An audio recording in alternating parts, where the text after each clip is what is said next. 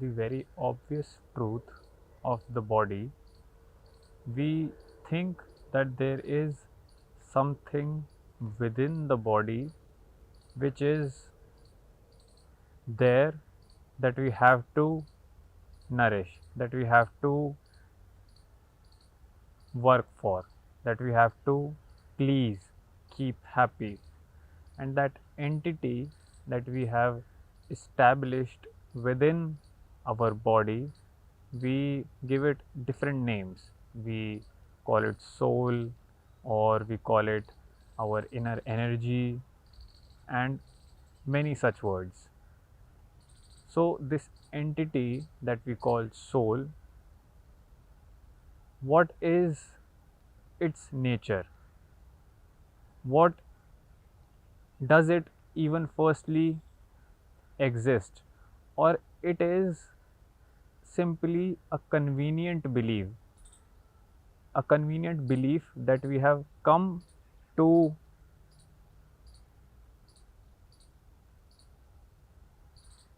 rely on, that we have come to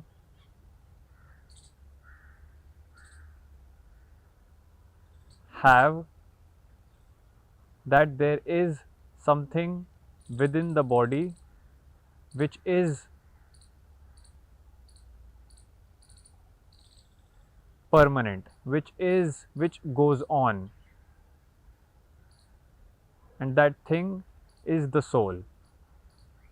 Is there a difference between a state and what is a soul?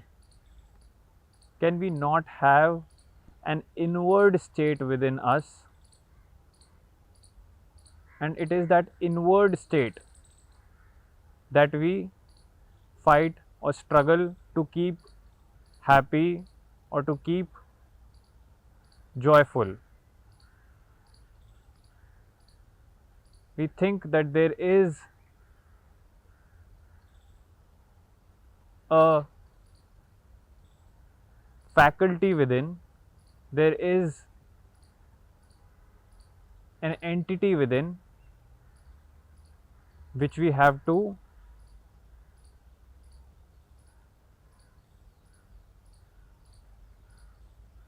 answer to, or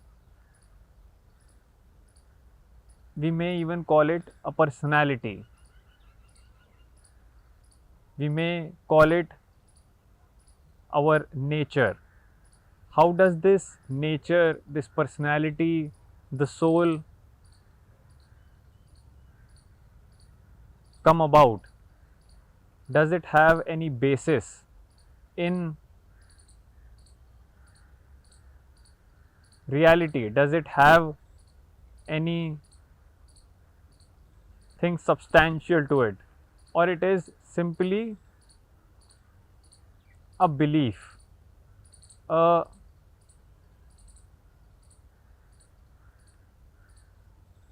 thing that we have told ourselves that it exists?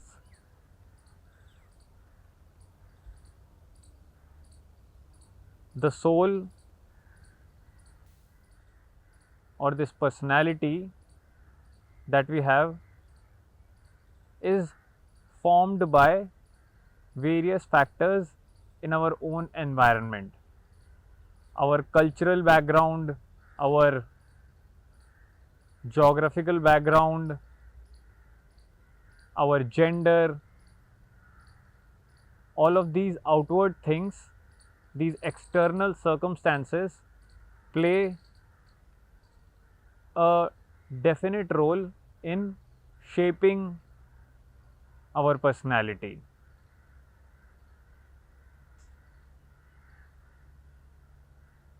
And it is through these influences only, through the narratives, through the things that we have heard, that we also establish an entity within which is called the soul.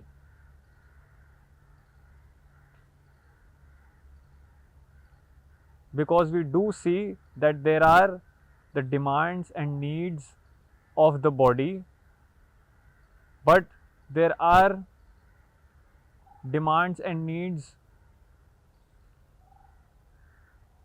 that are different, that are not of the body. And it is those wishes, those desires that we call the desire of the soul.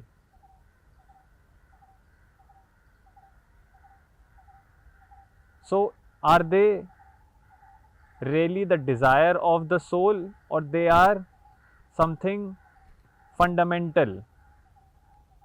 The thing that this soul wants, is it its requirement, or it is something fundamental to the human being? How the human is, he will demand, he will wish for something, he will ask for something. And so the demands, the wishes, the desires of the soul are really not of the soul. It is our inward incompleteness, our inward state of dissatisfaction through which these demands, these wishes and desires arise from. And we have simply come to call this entity that we think exists within us a soul. It does not have any basis. We experience a certain state, we experience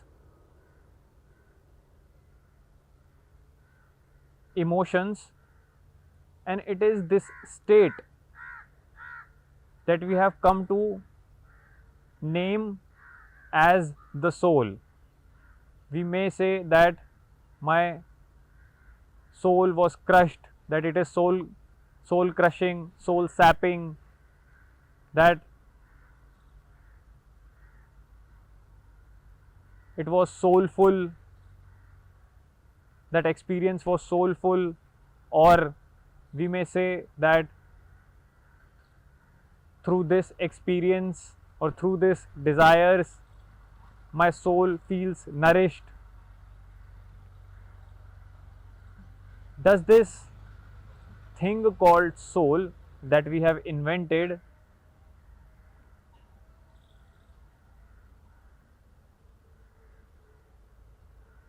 something concrete within us, or it is a notion, it is an idea, it is an image, a fictitious entity that we have established within as a result of our own ignorance, as a result of not understanding oneself completely.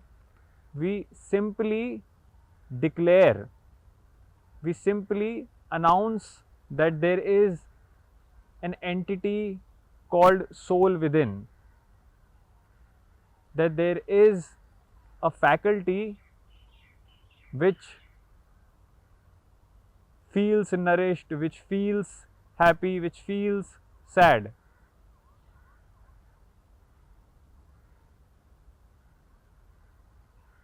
Our inward demand is of joy, is seeking completion, is seeking fulfillment. And it is this demand that we have to answer. It is the fundamental condition of the human being that one has to inquire into, that one has to respond to. We have to be careful when we place notions and ideas of some soul that exists within us.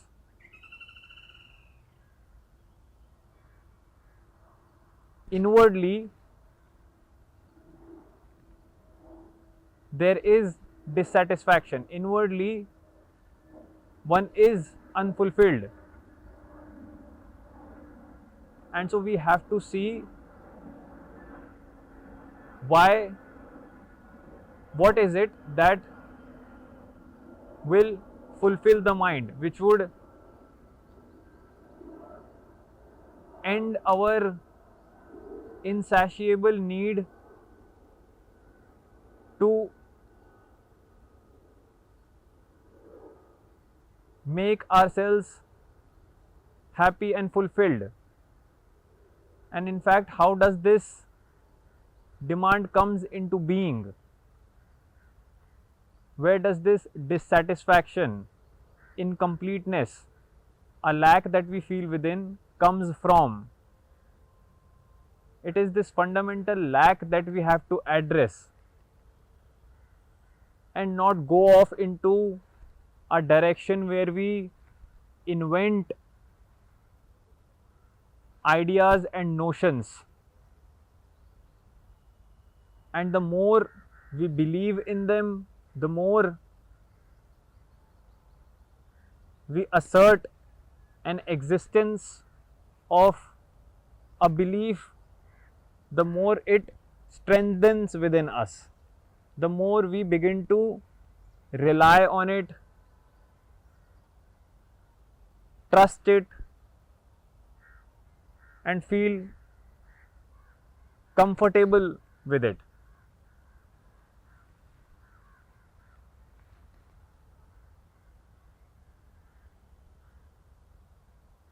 One can simply go on to base the entire foundation of their existence on a belief, on a notion, an idea, but that doesn't really respond or answer to the fundamental lack, incompleteness that is within us, that is very much alive and asking for fulfillment. We may find some superficial comfort, we may find some relief in our own ideas, but at the end of the day, they are simply ideas. It is only our investment into those notions, those beliefs, that makes them real. As soon as we drop our heavily invested stake in them, we'll find that they stop existing. It is us who simply nourish and bring up our own beliefs. We feed them with stories, with assertions, with trust, and with our own dependence.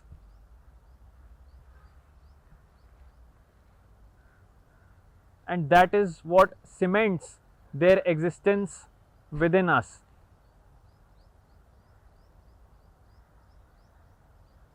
One can go on to have a completely fictitious, unreal belief within them, and claim that their life was fulfilled. But at the end of the day, if they are really honest with themselves, they'll find that they have done nothing but lied to themselves. They have deceived themselves.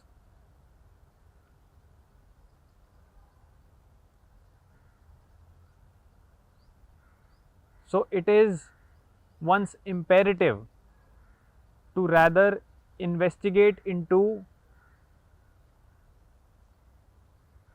who we are and why is it we demand, why is it we desire so much, why is it that we constantly, desperately seek to fulfill our needs, and is the fulfillment of our needs, our desires really deeply fulfilling our fundamental need? We will find that even after satisfying, even after gratifying ourselves through our demands, our wishes, we again are in that state. We still find that there is something missing, that we can have something more of, that we can probably do better. And this cycle is worth investigating into. That how is it we just move in the same circle again and again and still continue the momentum without stopping and looking for ourselves, that what is it that will really nourish us, what is it that would really be whole, be complete,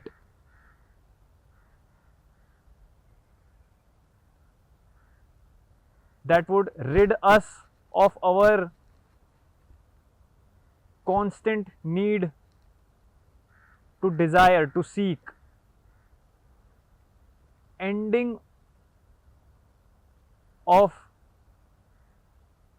our compulsive need to desire, to wish.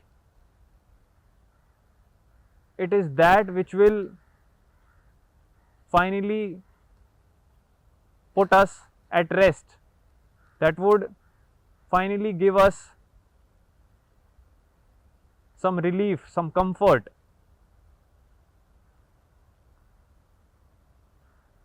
Understanding how we establish a unreal, fictitious entity within, which is the me,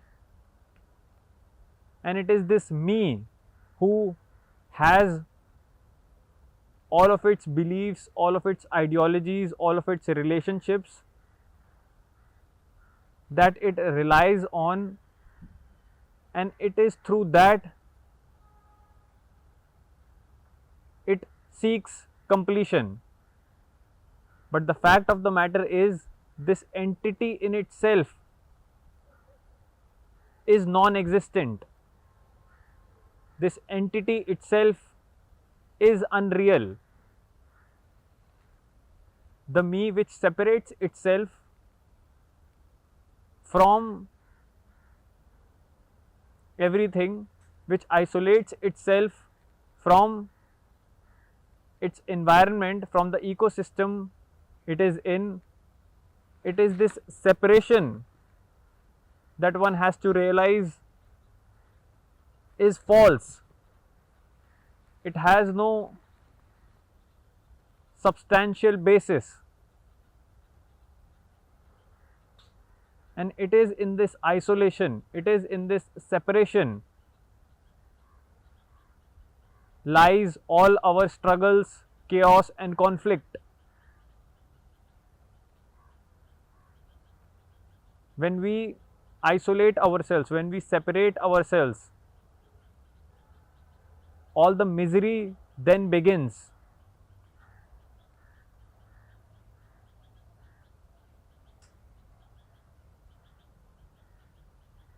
we would seek fulfillment, we would seek happiness, we would seek pleasure without really looking at the one who is doing all the seeking, without looking at the seeker and understanding where does this seeker has come from.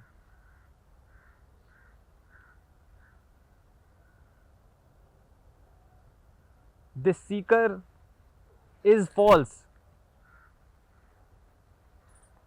and without understanding its falseness, it will continue to simply seek to no end, and to just justify its seeking, it may even say, it may even claim that it has found something, that it has landed upon something substantial, something concrete.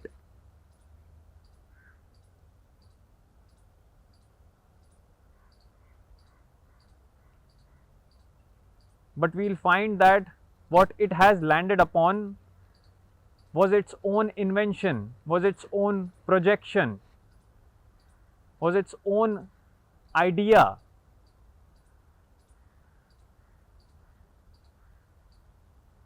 There was nothing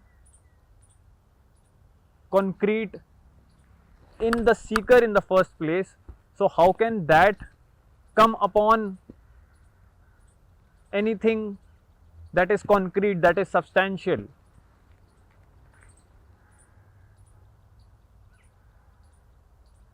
A lie only begets more lies, and when the seeker in itself is a lie, it will only surround itself with more lies.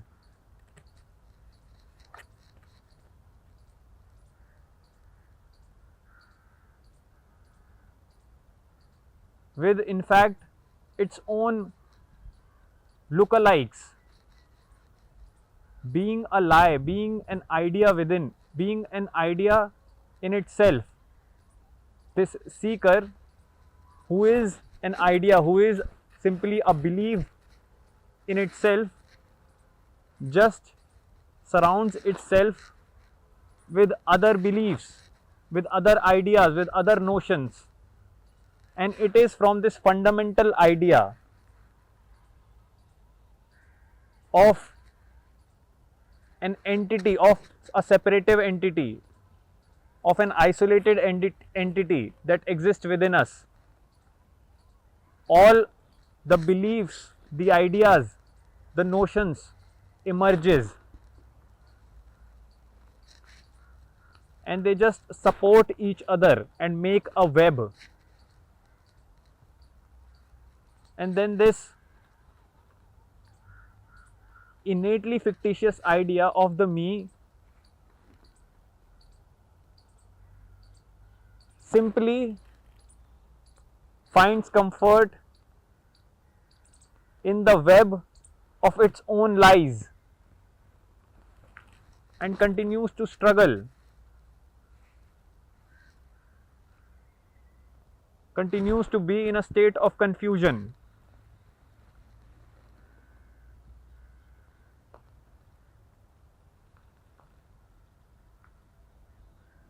The falseness of the seeker, of the me, simply invites more falseness. Standing on an unreal, a non-existent foundation by itself, it simply creates other beliefs, ideas that are in themselves empty, baseless, and our whole personality, we will find, is based upon these baseless beliefs and assumptions that arise from an entity which in itself is baseless, which in itself is non-existent.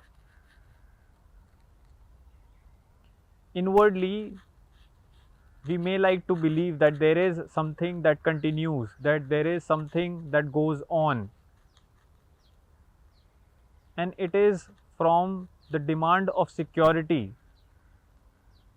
of something permanent, for something everlasting, that we invent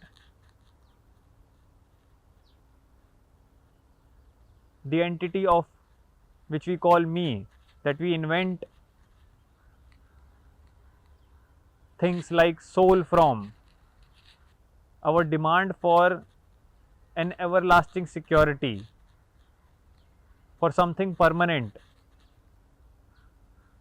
gives birth to this baseless feeling which supports the existence of a soul in quotes within.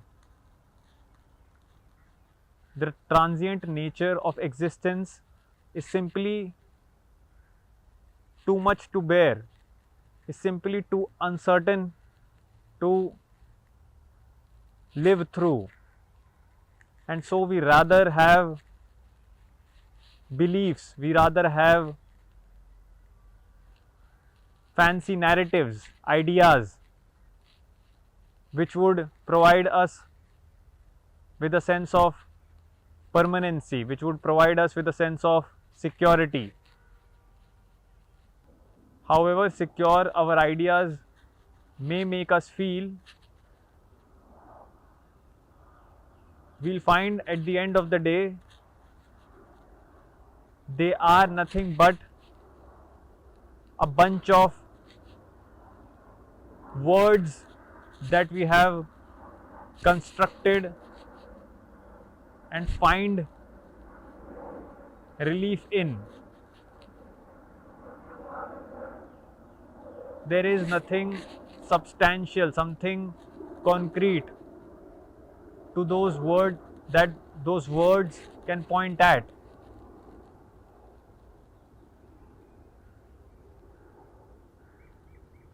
They are simply empty, hollow structures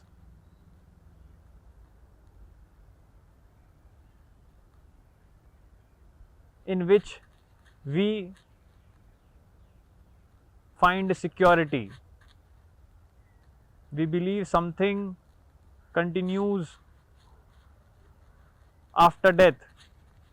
We believe something stays, something that lasts after death. And it is from that belief that we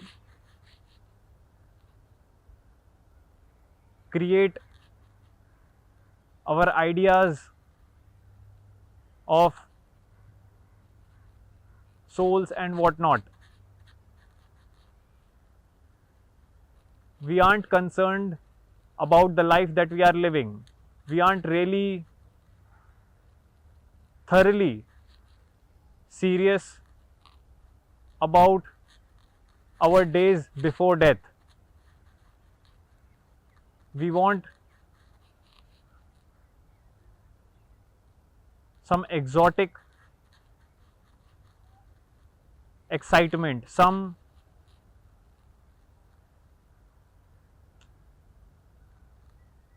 mystical ideas to believe in.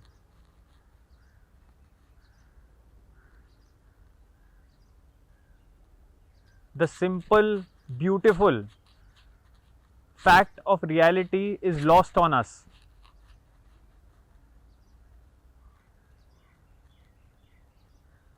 We deny ourselves the ecstasy of life, and that is why we find joy and happiness and excitement in mysteries, in narratives, stories, and notions about what will happen after death.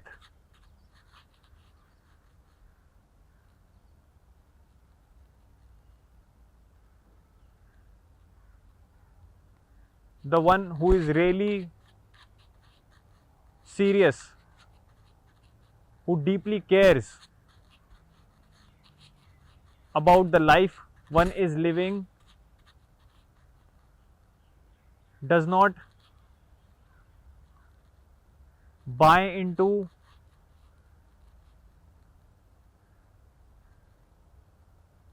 false stories, notions.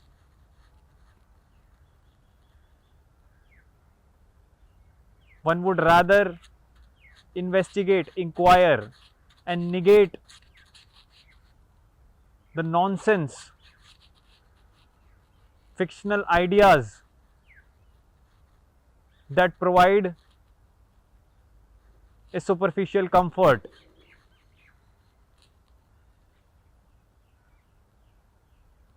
Being uncertain, being in fact insecure,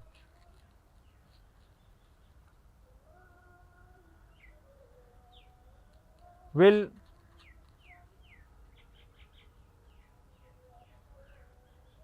allow us to truly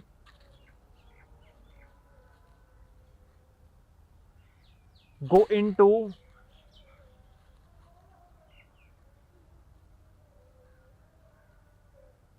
that which is really secure and that we can be probably be certain of. We want to, but from the onset,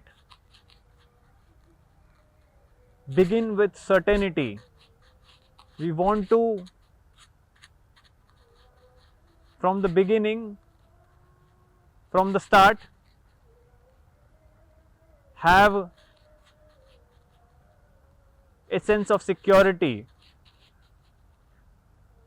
And then from this state of safety, from security, we begin our search, we begin our probe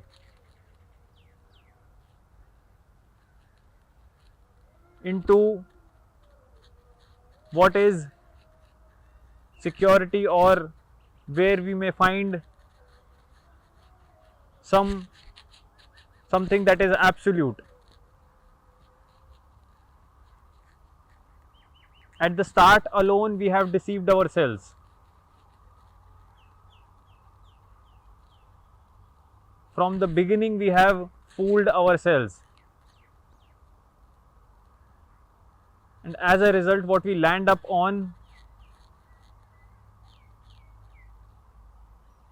is false, is not real, is an invention of our own mind.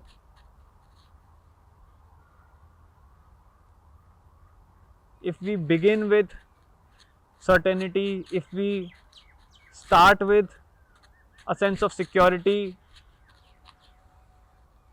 we can never really come upon that which is actually everlastingly secure, of which we can be really certain of.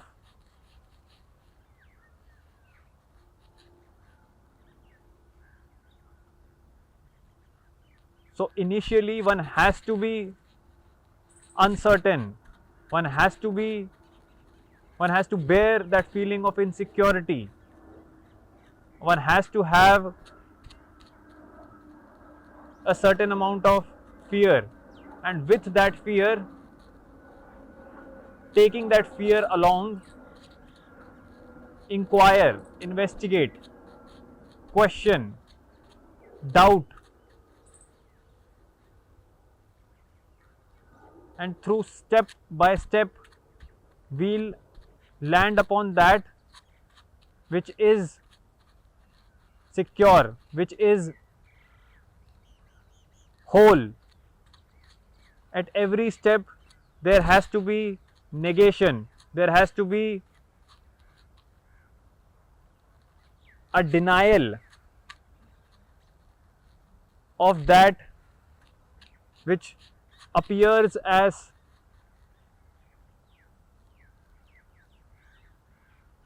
truth, which appears as the absolute. And through this constant denial, through negation,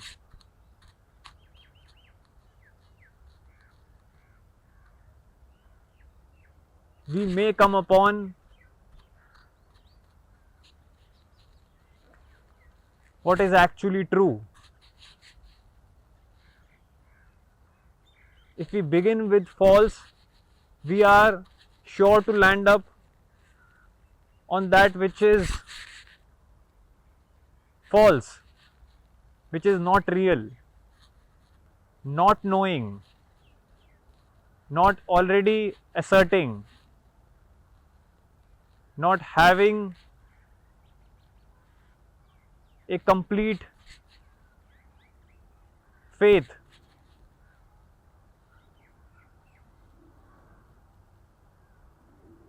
One can actually come to that which is faithful,